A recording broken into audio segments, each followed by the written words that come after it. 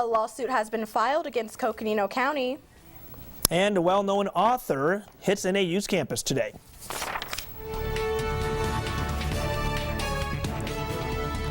Good evening and welcome to NAZ Today. I'm Matt Tantow. And I'm Imani Payne. Thanks for joining us. Flagstaff police are asking for your help tonight in locating a missing teenager. Have you seen this girl? Her name is Jasmine Chigala. She's 17 years old, about 5'3" and 113 pounds with brown hair. She was last seen by her mother on December 16th and was wearing a black sweater and blue jeans. According to police reports, one of Jasmine's friends saw her on December 28th, accompanied by a girl named Angelica Brito. That was the last time she has been spotted. The young teen also has a warrant out for arrest from juvenile probation, so if seen, proceed with caution. Flagstaff Police Department Corey Runge had this to say. The fact that she's been gone so long, her family members are worried about her. So if she's available, please reach out and contact her family. But we're trying to locate her to return her to her family.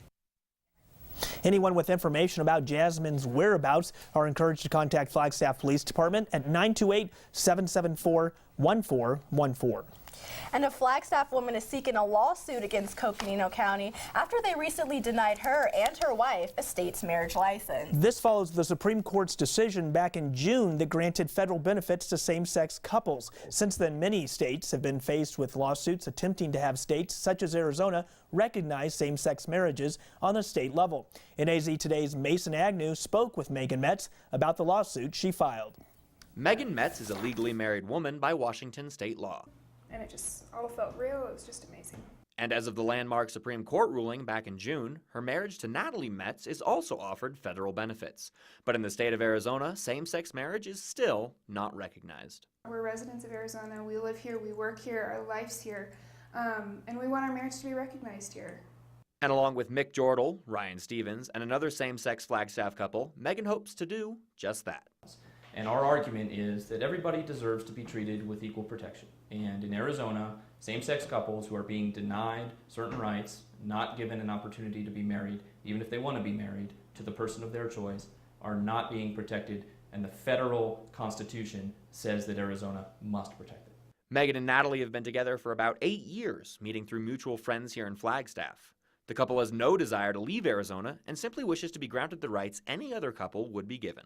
We were on a trip to Washington where I'm from, and we were on a ferry, and Natalie randomly just pulled out a ring and proposed, and I was totally shocked and had no idea. We hadn't, really talked about it, and we both just said, no more waiting. We'll go wherever we have to go as long as we can be married. The couple approached Coconino County for an Arizona marriage license, but were turned down as per state law. And even though more and more people are no longer supporting these laws, Ryan Stevens says it doesn't matter to the federal Constitution what the social perception of an issue is. It only matters that it's being violated. And we're not anti-referendum, we're not anti-voting, we're not anti-legislature. We support the laws of Arizona, but when a law goes so far as to violate the federal Constitution, people's rights are being violated right now in Arizona, and I think the federal Constitution will be interpreted to say that. For NAZ Today, I'm Mason Agnew. We would like to thank Megan for taking the time to share her story with us. Coconino County declined to comment on the lawsuit, stating that they generally do not comment on pending legislation. Now, Arthur Hubbard, Sr., a Navajo code talker, has died at age 102. Hubbard was also the first American Indian to serve in the Arizona Senate. Hubbard trained hundreds of Navajos to relay messages in their native language during World War II that the Japanese could never decipher. He was elected to the state Senate in 1972 and served 12 years. Tribal leaders called Hubbard a powerful advocate for American Indians. Services took place today in Scottsdale, with a burial to follow in Phoenix.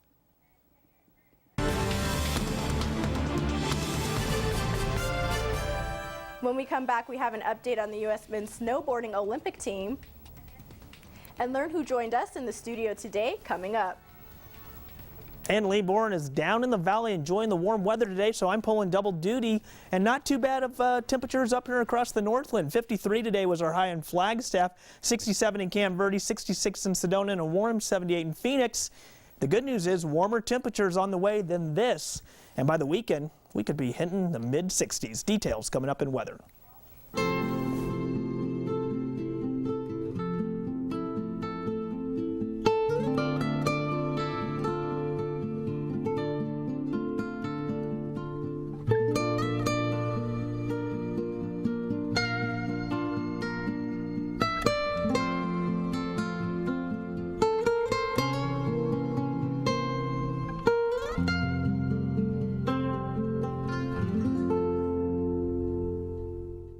Hi, I'm Terry Markson.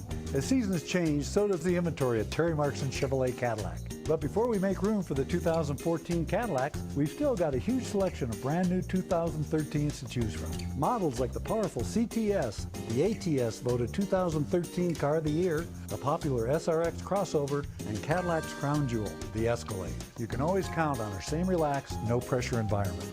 Terry Markson Chevrolet Cadillac, real hometown value. Since I got adopted, I've learned a lot about these humans. I know. I mean, check out these two. It's Flirt City over here. I think she's getting his number. Nice. Your human's got some sweet moves. Takes after his dog. Back, and now we are joined by NAZ Today's Kimberly Kraft with today's tax tip.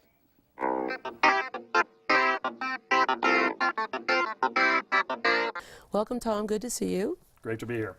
Let's talk about this fabulous program that's been around for 40 years, the Volunteer Income Tax Assistance Program. Who is that serving? It's an IRS program that serves low and moderate income taxpayers. It gives them an opportunity to have their taxes done for free with IRS software and by trained and certified volunteers. Let's talk about those volunteers. These are not just casual people that you grab off the street. These are experienced volunteers who have come forward to help people get their taxes done. That's right. They are often volunteers in other aspects as well, but they're committed to helping people in this income range, but they're trained and they're certified, and that takes some effort. So there's a commitment before they do the first taxpayer. And that certification has to be renewed every year. Absolutely. You have to pass the test each year, and it doesn't carry over from year to year, so you have to be current. So what can someone expect when they come into your clinic? They need to bring some items, and what can they expect? What's it going to go like? Paint the picture. The first thing that they do is talk to a screener. A screener's job is to make sure they have all their documents. They have the picture ID that's required, all the Social Security cards that are required. The next step is then they move on to a certified preparer who is selected to make sure that they can do the level of tax situation that taxpayer has. And finally, we have the final step is a quality review by our senior preparers to look it over one more time after the software has done it, after the preparer has done it, to make sure everything's in order. And what do they stand to benefit from this assistance? I mean, lots of people try and muddle through, but here's this amazing service, and they can probably maximize their return. Absolutely. One of the things that is our goal is to make sure that every legitimate credit that you're entitled to, we get you. The software helps with that in doing the taxes, and we electronically file, so the refunds are returned to you in 2 weeks, roughly 14 days, if you have a bank account that we can direct deposit, or the IRS can direct deposit into. So there's a lot of benefit. You don't have to read the books. You don't have to try to understand what you're eligible for. It's just all taken care of in about an hour and a half, and you're done for another year. And you get to talk to a real person. Absolutely. These are all folks that will talk to you, understand your tax situation. They're volunteers. We have a terrific group of volunteers who do this, and they're dedicated to helping folks in this income bracket. And I understand that there's a clinic that runs every Saturday, and all of that information will be found on our website, naztoday.com. Thanks a lot, Okay, Tom. thank you. Northern Arizona University hosted Sheila Tobias today, a well-known consultant on science education. She calls her presentation Mainstreaming STEM for Tomorrow's Workforce. She addresses how to introduce science into many different workplaces. Tobias shared her insights with NAZ Today's Jacob Larson. All right, so let's start out with what exactly is STEM? STEM is a shorthand for science, technology, engineering, and mathematics. So it's a way of talking about a whole group of students who major in these subjects. Talk a little bit about your reason for coming to NAU. What exactly is your talk about? I call it Mainstreaming Science for Tomorrow's Workforce. And we are trying to introduce, when I say we, I mean a national group of educators, to introduce a new idea in master's education. So it would be science plus business and regulatory affairs and communication. It's a new hybrid degree called the PSM, the Professional Science Masters. And I'm here at NAU because NAU is on the forefront of designing a PSM in climate science and solutions. And that's very exotic and exciting. What do you hope that the students and faculty that you're speaking to will take away from your talk? Well, I hope they will rid themselves of a certain prejudice. In the university, people talk about the PhD as if it's the only degree. It's a research degree and it has terribly important value to the nation. But there are other ways of using science in the workforce. And we think that this combination of science plus business, regulatory affairs, patent issues is exactly what business needs. And so we are hoping to increase the numbers of students who sign on for this and then increase the applicability of the degree and get some more going. We talked this afternoon to engineering, we talked to physics, we talked to chemistry, we talked to biology. Any one of those programs can create a professional master's, and we're hoping they do. What first got you interested in math and science and writing all these books? Well, I'm a latecomer. I didn't major in science or math, but I became interested in mathematics avoidance in women about 20 years ago. And I found myself analyzing math anxiety. I coined the term math anxiety as a way of jump-starting women's competence in mathematics. It was a big success. A lot of women signed on. And then I moved naturally to science and engineering, starting out with an interest in women. But then, of course, it's like the canary in the mine. You know, it's not just women who are put off by math and science. It's all sorts of other intelligent students. To find out more about Sheila Tobias's initiatives, visit our website at naztoday.com. Now, Shaun White approached Tuesday's half-pipe competition as a favorite to win 3 straight gold medals. Instead, he was upset by Switzerland's Yuri Polachikov, who landed his YOLO flip. White had hopes of doing the same. And that probably came as a disappointment to U.S. men's snowboarding and free skiing coach Mike Jankowski. Yet Jankowski tells NAZ Today that future Olympians are honing their skills in towns across the nation, just like Flagstaff. Jankowski got his start snowboarding at Hart Prairie in 1993. Just took my chances, followed somebody up on the chairlift, didn't really know what to expect when I got to the top, and made my way down Hart Prairie that first day of 93 and never looked back since. Jankowski has taken the U.S. snowboarding team to the Olympics 3 times. He praises locations like Snowbowl for giving young athletes a shot at the gold. You may have even some future Olympians on the slopes right next to you this winter, so look out for those guys. Make sure that they're working hard and that you're believing in them too and their goals, because, you know, really anything's possible. From afar, Jankowski wishes Arizona's Snowbowl a happy 75th anniversary. For NAZ Today, I'm Kimberly Kraft. We have a clarification on a story that ran on our newscast last night. Michael Salazar is not, in fact, a convicted sex offender, but rather was booked on charges of allegedly uploading child pornography.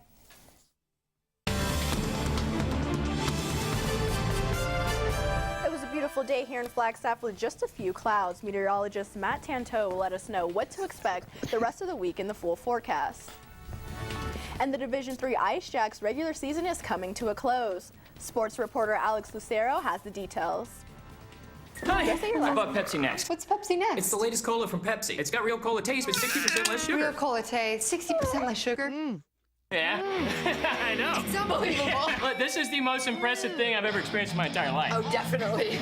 Let me get the camera. I've never had anything like it. My parents are gonna. Yes, they're gonna be so proud. Pepsi Next. Drink it to believe it. Keep up with NAZ Today by adding us on Facebook, following our Twitter account at NAZ Today, and subscribing to our YouTube channel. Stay connected with us no matter where you are. Tonight's NAZ Today weather is brought to you in part by Terry Markson Chevrolet Cadillac in Flagstaff.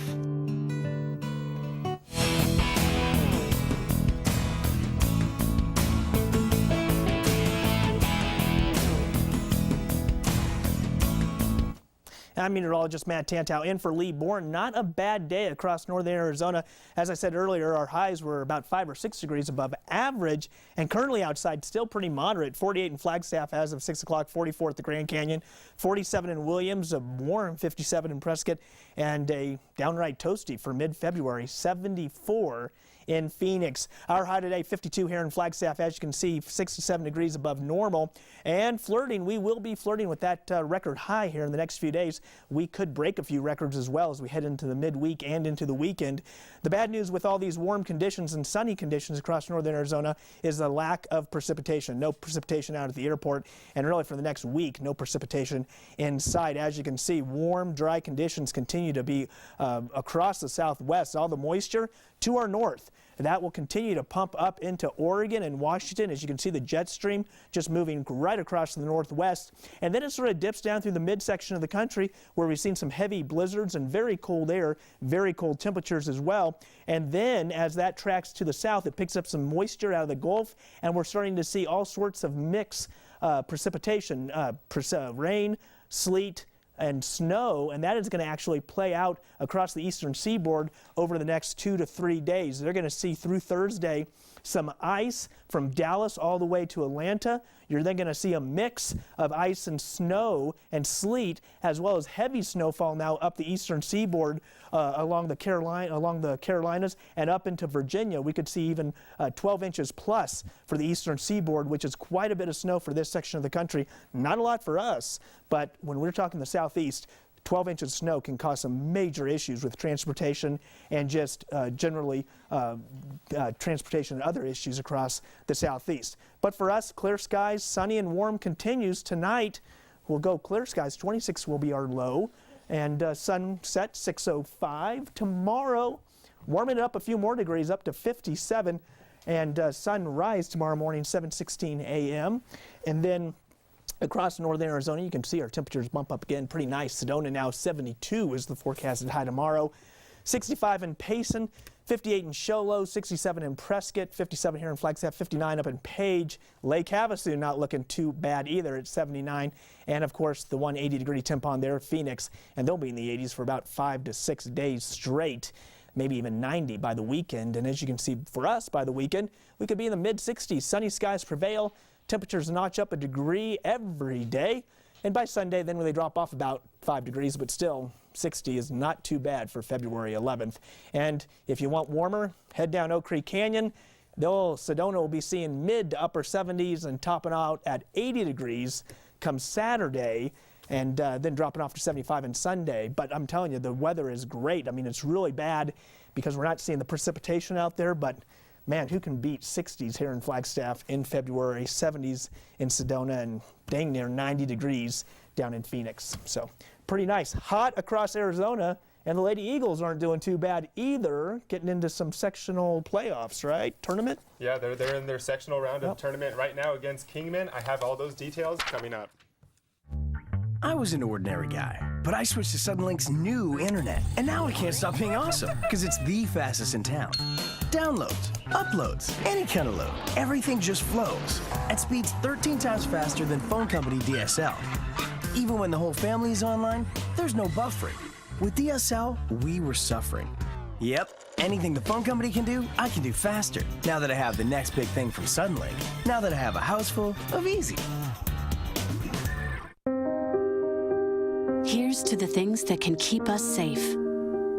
Those we use all the time with hardly a thought. Those that are silently standing by to save our lives. And now, those that we carry with us everywhere we go. Many mobile devices will now bring you wireless emergency alerts, real-time information directly from local sources you know and trust. With the unique sound and vibration, you'll be in the know wherever you are.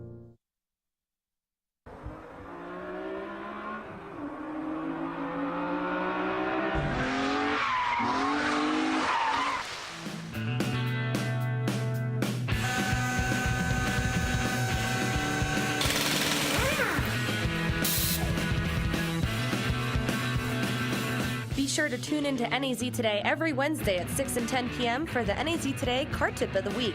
This week brought to you by Terry Markson Chevrolet Cadillac, located on Highway 66. Looking for these? You drive buzzed. It could be one very expensive ride. First, you gotta make bail. Then pay me to get your car back. Your insurance premiums will go through the roof. And my legal fees just keep adding up. All told, it could end up costing you $10,000. Buzzed, busted, and broke. Because buzz driving is drunk driving.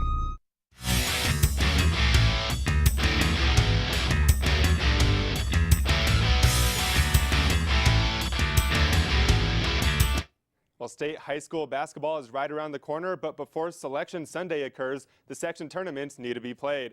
And even with a three-way tie for second in the section, the Flagstaff Lady Eagles basketball team snuck into the tournament. And with how scheduling went, Coach Tyrone Johnson wasn't sure his team would even get a spot.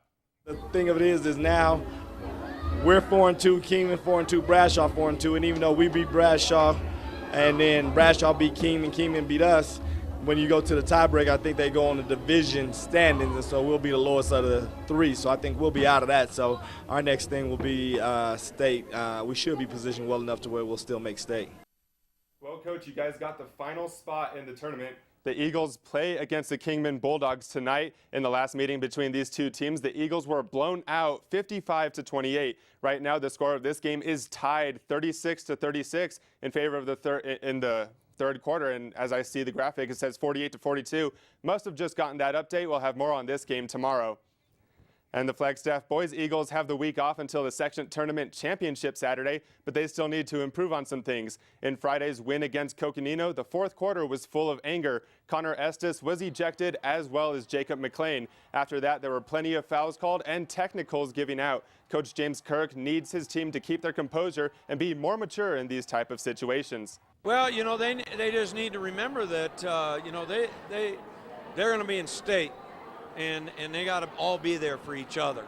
And so they got to be a lot more mature about this. They got to understand what they're working toward, and I hope they do that. We'll do a lot of talking about that this week.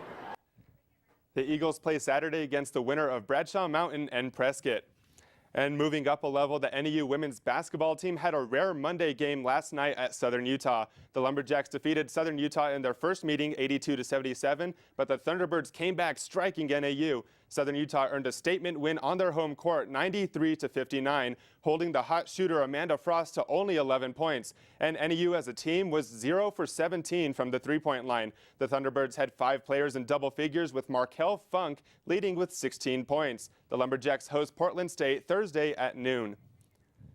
And even though the NHL might have a break, doesn't mean we don't have hockey to be played. This weekend, the NAU Division III Ice Jacks hosted the Metro State Roadrunners for 2 games. The first game Friday, Metro State won 3-1. Marcus Velasco scored the only goal for the Lumberjacks, and NAU doubled the shot total of the Roadrunners 54-23, but the Roadrunners goalie was on top of his game. The Lumberjacks looked to get revenge on Saturday, and it didn't start that way, though, as Dan Sheehan on Metro State would score the first goal for the Roadrunners, but NAU came back as Patrick Bridgman would go 5-hole on the goalie for the power play goal to tie up the game. Metro State would lead 2-1 after the first period, and these teams just kept going back and forth, but before Ice Jack Stephen Taylor and Trent Boyce would score to give the Ice Jacks a 3-2 lead. And after an empty net goal, NAU would win this game by a final of 4-2. The Division III Ice Jacks host Arizona State this Friday and Saturday for the final home games this season. And it's All-Star Weekend for the NBA, so in honor of the dunk contest, there was a great throwdown in last night's game between the Detroit Pistons and the San Antonio Spurs.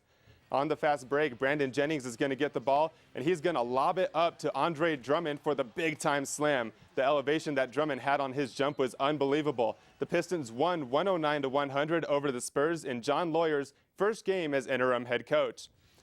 And a quick little update on the Winter Olympics in Sochi. These standings are based off of total medals. Norway has taken the lead in medals with 11. Canada is second with 9. Both of these countries have 4 gold medals each. The Netherlands are third with 8 medals, and the United States and Russia are tied in 4th place with 7 medals apiece to round out the top 5.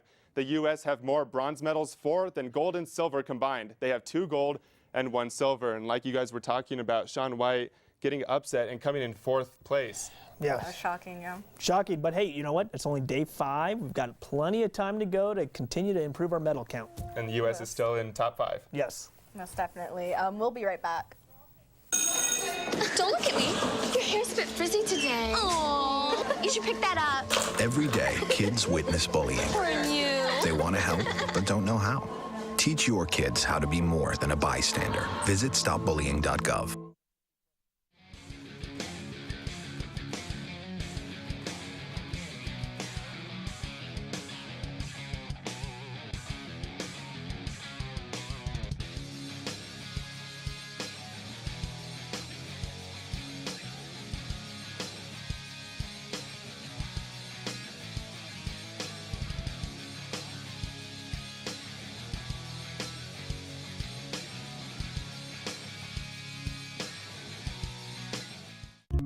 People think I'm trash, but they're wrong. Today I'm just an aluminum can, but one day I could be a stadium.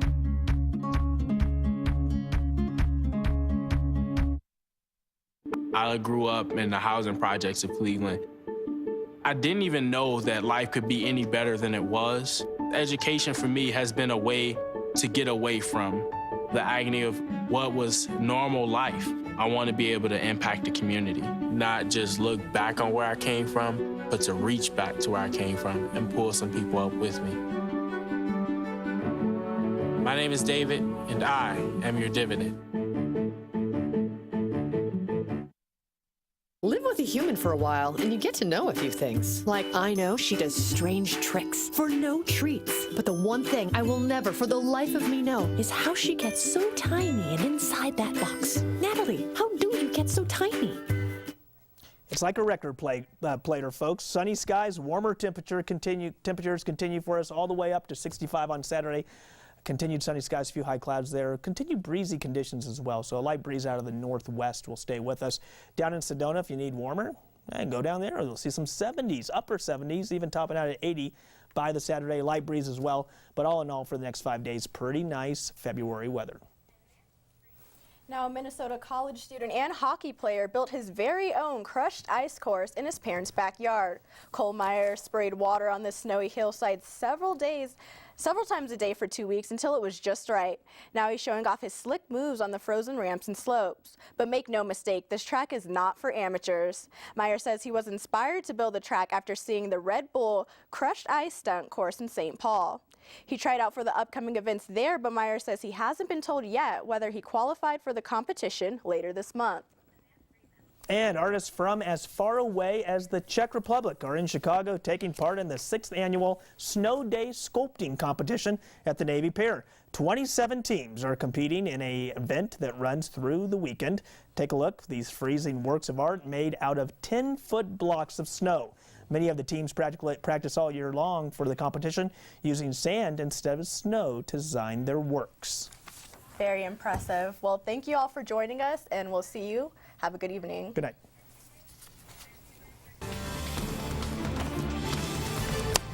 Dude.